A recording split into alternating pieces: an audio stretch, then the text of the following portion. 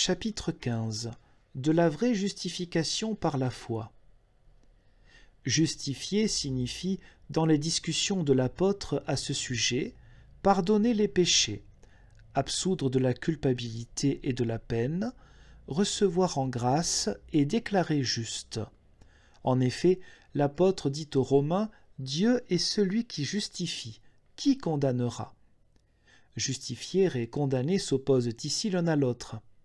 Dans les Actes, l'apôtre annonce « Par lui, le pardon des péchés vous est annoncé, et en lui, quiconque croit est justifié de tout ce dont vous ne pouviez être justifiés par la loi de Moïse. » Dans la loi et les prophètes aussi nous lisons « Lorsque des hommes auront un procès et se présenteront pour être jugés, on justifiera l'innocent et l'on condamnera le coupable. Et de même, malheur à ceux qui justifient le coupable pour un présent. » Il est absolument certain que, par nature, nous sommes tous pécheurs et injustes, accusés d'impiété devant le tribunal de Dieu et passibles de mort. Mais nous sommes justifiés, c'est-à-dire absous du péché et de la mort, par Dieu notre juge, en raison de la grâce du Christ seul, et sans tenir compte d'aucune qualité ni d'aucun mérite en nous. Qu'y a-t-il de plus clair que le dire de Paul ? Tous sont péchés et sont privés de la gloire de Dieu, et ils sont gratuitement justifiés par sa grâce, par le moyen de la rédemption qui est dans le Christ Jésus. En effet, le Christ a pris sur lui et porté les péchés du monde, et il a satisfait à la justice divine. Dieu nous regarde donc favorablement en raison du Christ seul, qui a souffert et est ressuscité.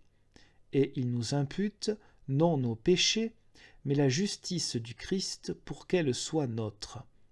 De la sorte, nous ne sommes pas seulement lavés de nos péchés et nettoyés ou saints, mais encore nous sommes dotés de la justice du Christ et acquittés de nos péchés, de la mort et de la condamnation. Bref, nous sommes justifiés et héritiers de la vie éternelle. Ainsi, à proprement parler, c'est Dieu seul qui nous justifie, et ce à cause du Christ seul, ne nous imputant pas nos péchés, mais nous attribuant sa justice.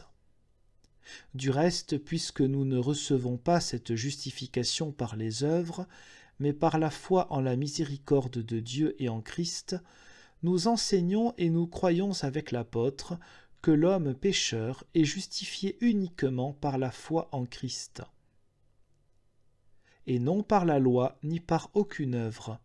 L'apôtre dit « Car nous comptons que l'homme est justifié par la foi sans les œuvres de la loi. » De même, si en effet Abraham a été justifié par les œuvres, il a sujet de se glorifier, mais devant Dieu il n'en est pas ainsi. En effet, que dit l'Écriture ? Abraham crut à Dieu, et cela lui fut compté comme justice. Or, à celui qui ne fait pas d'œuvre, mais croit en celui qui justifie l'impie, sa foi est comptée comme justice. Et encore, c'est par la grâce en effet que vous êtes sauvés, par le moyen de la foi. Et cela ne vient pas de vous, c'est le don de Dieu. Ce n'est point par les œuvres, afin que personne ne se glorifie. De la sorte, puisque la foi reçoit Christ notre justice, et attribue tout à la grâce de Dieu en Christ, la justification est attribuée à la foi, principalement à cause du Christ, et non parce qu'elle serait notre œuvre, car c'est un don de Dieu. Or, que nous recevions Christ par la foi, le Seigneur nous le montre longuement en Jean 6, où il emploie « croire » à la place de « manger » et « manger » à la place de « croire ». Car de même qu'en mangeant nous recevons la nourriture, de même en croyant nous participons au Christ. Par conséquent, nous ne divisons pas le bienfait de la justification, l'attribuant en partie à la grâce de Dieu ou du Christ, et en partie à nous, à notre amour, à nos œuvres ou à nos mérites. Mais nous l'attribuons tout entier à la grâce de Dieu en Christ, par le moyen de la foi. D'ailleurs, ni l'amour ni les œuvres ne pourraient plaire à Dieu. s'ils étaient faits par des injustes.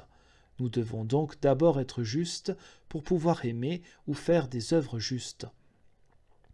Nous sommes véritablement rendus justes, comme nous l'avons dit, au travers de la foi en Christ, par la pure grâce de Dieu qui nous impute non nos péchés, mais la justice du Christ. Et c'est par le moyen de la foi en Christ qu'il nous accorde cette justice. De plus, l'apôtre, de façon très claire, fait découler l'amour de la foi en disant « Le but de cette recommandation, c'est l'amour qui vient d'un cœur pur, d'une bonne conscience et d'une foi sans hypocrisie. » Par conséquent, nous ne parlons pas ici d'une foi factice, vaine, oisive ou morte, mais d'une foi vivante et vivifiante. Elle est vraiment vivante, car elle saisit le Christ qui est vivant et qui fait vivre. De plus, elle démontre qu'elle est vivante par des œuvres vivantes. Aussi, Jacques ne combat-il aucunement cette doctrine en parlant d'une foi vaine et morte dont certains se glorifiaient, alors qu'ils n'avaient pas le Christ vivant en eux par la foi. Et s'il dit que les œuvres justifient, il ne contredit pas l'apôtre, puisqu'autrement il serait à rejeter, mais il montre qu'Abraham a fait apparaître, par ses œuvres, que sa foi était vivante et justifiante. C'est ainsi que font tous les croyants qui, pourtant, mettent leur confiance en Christ seul, et nullement en leurs œuvres. En effet, l'apôtre dit encore « Ce n'est plus moi qui vis, c'est Christ qui vit en moi. Ma vie présente dans la chair, je la vis dans la foi au Fils de Dieu, qui m'a aimé et qui s'est livré lui-même pour moi. Je ne rejette pas la grâce de Dieu, car si la justice s'obtient par la loi, Christ est donc mort pour rien. »